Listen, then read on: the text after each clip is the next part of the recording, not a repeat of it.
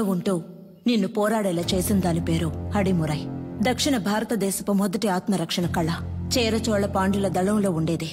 మీ తాతయ్య రంగనాథ గురువు గారి బాటలో నడిచిన వీరయ్య గురువు గారు అందులో నిష్ణాతులు. తెల్లదొరలు ఆయన వేళ్లను నరికినప్పటికీ ఆ కళని మిగతా వాళ్ళకి నేర్పించి దాన్ని కాపాడుకుంటూ వచ్చారు. అలా నేర్పించిన వారిలో గురువుని మించిన శిష్యుడు నీ తండ్రి విజయేంద్ర భూపతి.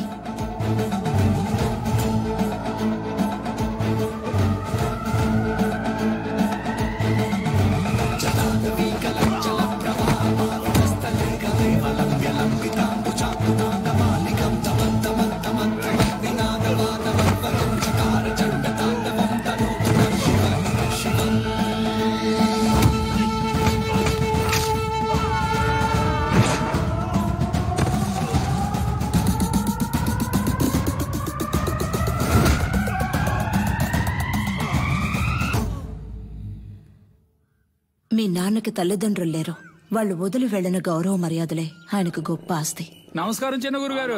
విజయేంద్ర ప్రయోగించే వర్మ కళ్ళ పట్టు నుంచి తప్పించుకోవడానికి ఈ జిల్లాలోనే ఎవడూ లేడు. వాడి దగ్గరికి వెళ్ళి నేను గొప్ప నువ్వు గొప్ప పోటీ పడితే ఇంతే. వీరయ్య గురువు గారి ఏకైక కుమారుడు నీలకంఠం. కానీ వాడికి అడిమురే విద్య అవ్వలేదు. వాడెలాగైనా విద్యను నేర్చుకోవాలన్నదే గురువు గారి ఆశ.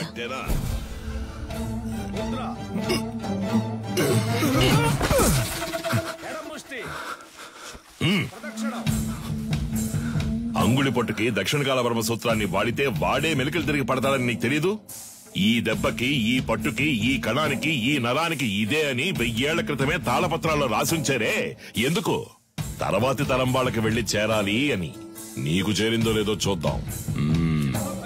ఇది చెప్పు. దక్షిణకాల వర్మ సూత్రం చెప్పవా? కరముష్టిని తాకినంతనే వైరి తానంతట తానే. చెప్పు. చెప్పరా? 4 వేళ్ళని బొటన వేళ్ళతో నొక్కుతా. విజయేంద్ర, అయ్యా ఆ సూత్రాన్ని పూర్తి చెయ్యి. లేదయ్యా, వద్దయ్యా. లేదు, అది ఎప్పుడో నేర్చుకున్నాను, మర్చిపోయాను. మతి మరుపు నీకు. పూర్తి చేయరా. కరముష్టి తాకినంతనే వైరి తానంతర తాను మెలికలు తిరిగి ఒరిగి 2 పదములు తడబడి అడుగు సడలి కనులు సోలి మోకాలు కాలు నేల కొరిగి మట్టి కరచుట తథ్యం. విన్నావా? లేదు, వాడికి తెలిసయ్యా, ఎందుకో తెలియదంటున్నాడు. స్నేహితులు వెనకేసుకొస్తున్నావా? ఒక్క సూత్రం రాదు. మేము చేయగలం. ఎప్పుడు? సరైన ప్రత్యర్థి ఉంటా. సరైన ప్రత్యర్థి. కన్యా, ఆయుధ ఆక్రమణ వన్యతరి సూత్రం చేసేటప్పుడు సూత్రం చెప్తూ చెయ్యి. అయ్యగారు వింటారు. 2 కరములు జోడించి నిగ్రహముతో ముందడుగు వేసి అంతే అంతే శారీరక సమతుల్యతను నిర్వహించి కుడి కరముతో కత్తిని రువ్వి శిరస్సు వంచి వైరి వెన్నుపై తాడి యొనర్చి వృత్త భంగిమతో ఎదురు నిలిచి కుత్తికను లక్ష్యముగా భావించి పులివోల పంజా విసిరి పదునైన ఆయుధముతో వైరిని మట్టు పెట్టవలే. చూసావని స్నేహితుడిని? ఆడు కావాలని ఓడిపోయాడు, చూస్తుంటే అర్థం కావట్లేదు. పదరా, అయ్యగారు చెప్తుంటే వినపట్లేదేంటి? నీ తర్వాత వచ్చి చేరింది. ఆ పిల్ల దగ్గర ఓడిపోయావే. విజయేంద్రం చూసి బుద్ధి తెచ్చుకో. వదిలేరా, 2వ ఘట్టంలో కుడికరం ఎత్తాల్సిన చోట ఎడంకరం ఎత్తావు, లేదంటే నీదే పై చేయి ఉండేది. నువ్వు ఇంకా నేర్చుకోవాలనే కదా అయ్యగారు కోపడుతున్నారు. నేర్చుకో అంటే ఎలా నేర్చుకోమంటావరా? అభితే కదా నేర్చుకోవడానికి. వద్దులేరా, మీ నాన్నే కదా. 10వ తరగతి ఫెయిల్ అయ్యానని అందరి ముందు తిట్టినప్పుడే తీసిన కత్తిని ఆయన గుండెల్లో దిగ్గొట్టుండాలి. వదిలి తప్పు చేశాను. ఏం మాట్లాడుతున్నారా? అవును, దిగ్గొట్టావా? ఏదో కోపంలో అన్నాను. కోపంలో నోటికి ఎంత వస్తాను తనేయడమేనా? నువ్వు నీ పిచ్చి మాటలు. అవునరా, నేను పిచ్చోడిని. ఈ పిచ్చోడు పడుతున్న అవమానం బాధ నీకు అర్థం కాదు. అర్థం కాకుండా నీతో మాట్లాడుతున్నానా? అలా వెళ్ళిపోతావేట్రా? ఏం చిన్నయ్య గారు ఒంటరిగా నుంచున్నారు? జోడి దొరకలేదా? కావాలంటే మా కన్యతో జత కడతారా? కత్తి సావుకి జత కడతారా అన్నాను. ఉదయం మీ ఫ్రెండ్ని గెలిచాను, తర్వాత మీరే కదా. నేనే నీతో మాట్లాడదాం అనుకున్నాను. బుద్ధుందా నీకు? నువ్వైనా నీలకంఠ కోసం వదిలేసి ఉండొచ్చు. చిన్న గురువు గారు అబ్బాయి కదా అని ఓడిపోమంటారా? అంతకంటే గురువు గారికి నా మీద నమ్మకమే నాకు ముఖ్యం. I'm sorry, దారుదరండి. పాన్స్ డబ్బా 100 డబ్బా ఎక్కడికి బయలుదేరారు? దీనికి ఏఎన్ఆర్ రేంజ్ లో పెళ్లి కొడుకుని చూడటానికి వెళ్తున్నా. ఈవిడ గారు పెద్ద సావిత్రి. మీరన్నా అనకపోయినా నేను సావిత్రిని. అయ్యో. వచ్చి చూడండి ఎంతమంది వరుస కట్టారు. ఎక్కడ చూసారా? మాతో వచ్చి కళ్ళారా చూడండి. రేపే వచ్చేస్తే పోయే.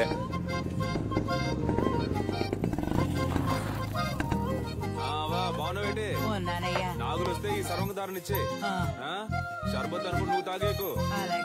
లేనోడు తాగితే చేతులు కళ్ళు పడిపోతాయి. వస్తావా? ఏంటమ్మా సావిత్రి, మొహానికి పౌడర్ తక్కువ వేసుకున్నావు? పౌడర్ కంపెనీని మూసేశారేటి? ఈ ఎటకారానికి ఏం తక్కువ లేదు. ఇచ్చిన మాట గుర్తులేదు. అయ్యా నమస్కారం అయ్యా. చదువుకున్న పిల్లలన్నా మాట్లాడుతున్నావు. కట్టబెట్టేస్తే బాధ్యత తీరిపోతుంది అనుకుంటున్నా. ఎంతమంది అబ్బాయిలు చూపించినా నచ్చలేదు అంటోంది.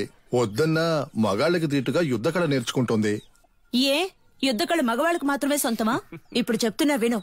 అడిమురేలో ఆరుతేరిన ఒకరిని పెళ్లి చేసుకుని గర్భంలోనే నా బిడ్డకు ఆ విద్యను నేర్పి వాడిని గురువుకి గురువుని చేస్తాను చూస్తూ ఉండు. ఓలమ్మో రైట్. నీకేం చెప్పాను, ఏం మర్చిపోయాను? నాకు పెళ్లి కొడుకుని చూసి పెడతానన్నారు. కన్యకి నచ్చినోడితోనే పెళ్లి జరిపిద్దాం. ఈ జిల్లాలో ఎక్కడున్నా సరే బండి కడుతున్నాం, పెళ్లి కొడుకుని పట్టుకొస్తున్నాం. ఉడుం పట్టు బట్టి మెడ నుంచాడు చూడు. కన్యా పెళ్లి కొడుకు ఓకేనా? ప్రొజెక్టెడ్. మగాడికి అందం మీసం అదే లేదు వాడికి. అలా అంటావా? మీసాలు ఉండాలన్నావుగా. ఎలా ఉన్నాడు పెళ్లి కొడుకు? నరసింహం. వీడిని పెళ్లి చేసుకుంటే నాకంటే ముందు వీడే బిడ్డను కనేలా ఉన్నాడే. సీమంతానికి వెళ్లిన వాడిని కత్తిసాముకు తీసుకొచ్చారా? ప్రొజెక్టెడ్. పేరు కొండయ్య, మీసాలున్నాయి, పొట్టలేదు. పేరు మాకు నచ్చల. పేరు నచ్చలేదా? మరి నీకు నచ్చిన పేరేంటో? ఏంటి చిన్న గురువు గారు, కత్తిసాము చేద్దామా? ఓలయ్యో నీతోనా? నువ్వు మెడ మీద కత్తెట్టేస్తావు, పరువు పోద్ది. కొంగడు ఉడకండి. కాకరకాయ ఏటనో? కత్తి తీసి చెప్పు. ఒంటి కత్తి హరివిల సూత్రం.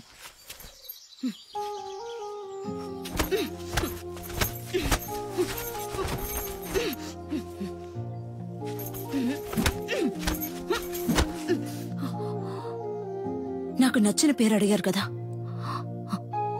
విజయేంద్ర.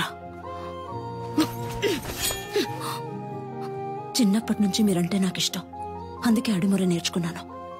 అంతస్తును చూసి ఆశపడ్డానంటారనుకుని చెప్పలేదు.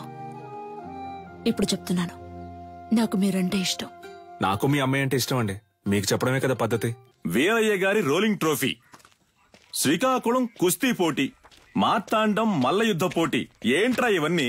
వదిలితే వీధుల్లో గూటి బిళ్ళ ఆడింది, జాతరలో పులివేషాలు వేసానని చెప్పేలా ఉన్నావే. స్పోర్ట్స్ సర్టిఫికేట్ ఎక్కడా? సార్ ఇది మన అడిమురే సార్. సార్ మన మార్షల్ ఆర్ట్స్ సార్.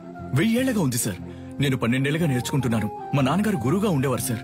సార్ దీని నుంచి వచ్చినవే కరాటే, మోయితాయ్ సార్. ఏయ్, నేను నిన్ను చరిత్ర అడిగానా? కమలాకర్ సార్, కరాటే ఎన్ని సంవత్సరాలు నేర్చుకున్నావు? 3 ఏళ్ళు సార్. విన్నావా? 3 సంవత్సరాల్లో కరాటే నేర్చుకుని పోలీస్ కూడా అయ్యాడు. వెళ్ళి వాడి పట్టుకుని తాగు. పిచ్చుడిలా 12 సంవత్సరాలు నేర్చుకున్నాడట. నీకు నీ బాబుకి బుద్ధి లేదు. పిచ్చ నా కొడుకల్లా. ఎవరు చేయొద్దున్నావు? తీసుకుపోయేవన్నీ చెత్తలో పడాల్సినవన్నీ ఇక్కడికి తీసుకొచ్చాడు. గవర్నమెంట్ అప్రూవల్ ఉందని చెప్పిన దానికి. సార్ మీకు తెలియదనే చెప్పాను సార్. ప్లీజ్ సార్, కావాలంటే ఆ శైలి చేసి చూపిస్తాను సార్.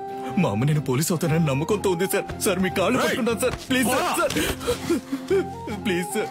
మీ నాన్న దగ్గర అడిమురి విద్య నేర్చుకున్న ఏడుకొండలో తన పోలీస్ కళ నెరవేరలేదని ఆత్మహత్య చేసుకున్నాడు. అది మా అడిమురి అభ్యసించే వారందరినీ దిగ్భ్రాంతికి గురి చేసింది.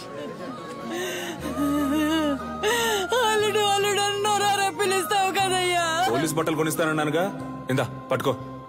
ఈసారి నేను చూసినప్పుడు ఈ బట్టలోనే చూడాలి.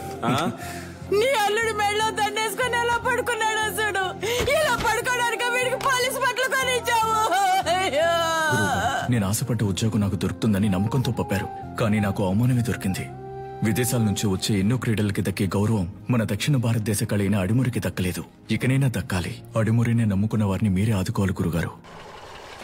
నమస్కారం. Good morning. ఆ పిటిషన్ కి సంబంధించి మిమ్మల్ని కలిసి. మీ పిటిషన్ చదివాను విజేంద్ర భూపతి. అదేనమ్మా, ప్రభుత్వం మనసు పెడితే అడిమురే నేర్చుకునే వాళ్ళకి స్కూళ్లలో ఉద్యోగాలు వస్తాయి. కొన్ని కుటుంబాలు చల్లగా ఉంటాయి. అది మినిస్టర్ లెవెల్లో మాట్లాడాల్సిన విషయం. అయ్యారు అడిమురే గురించి అసెంబ్లీలో మాట్లాడతానన్నారు. మీరు అడిగారని అసెంబ్లీలో మాట్లాడాను అనుకోండి, ప్రతిపక్ష పార్టీ వాళ్ళు ఏమని అడుగుతారు? అడిమురే అడిమురే అంటే ఏంటి అని. అంతెందుకు బాబు, అదంటే ఏంటో నాకే తెలీదు. మీరు పని చేయండి, దానికి సంబంధించి ఎంతమంది ఉన్నారు, ఏమన్నా వీడియోస్ పేపర్స్ ఉంటే రెడీ చేసి తీసుకురండి. ఆ తర్వాత గవర్నమెంట్ తో మాట్లాడతాను. ప్రభుత్వ అంగీకారం కోసం వాళ్ళు అడిగినవన్నీ చేయాలనుకున్నాం. అడిమురేకంటూ ఓ ఆటశాలని నిర్మించాం.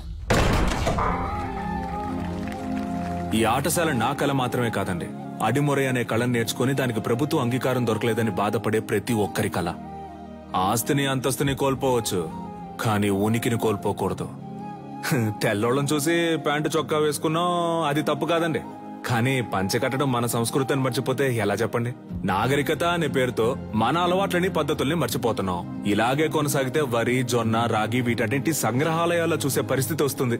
మనకేది మంచిది అనేది మన మట్టికే తెలుస్తుంది. మన మట్టిలో ఉండే సారాన్ని ఎండిపోకుండా కాపాడి తరువాత తరానికి అందించడం మన బాధ్యత కదా. యుద్ధ కళని లోకానికి పరిచయం చేయడానికి మన పూర్వీకులు కట్టింది కాందలూరు శాల. అడిమురే కళ గొప్పతనాన్ని లోకానికి చాటడానికి ఈ ఆటశాల.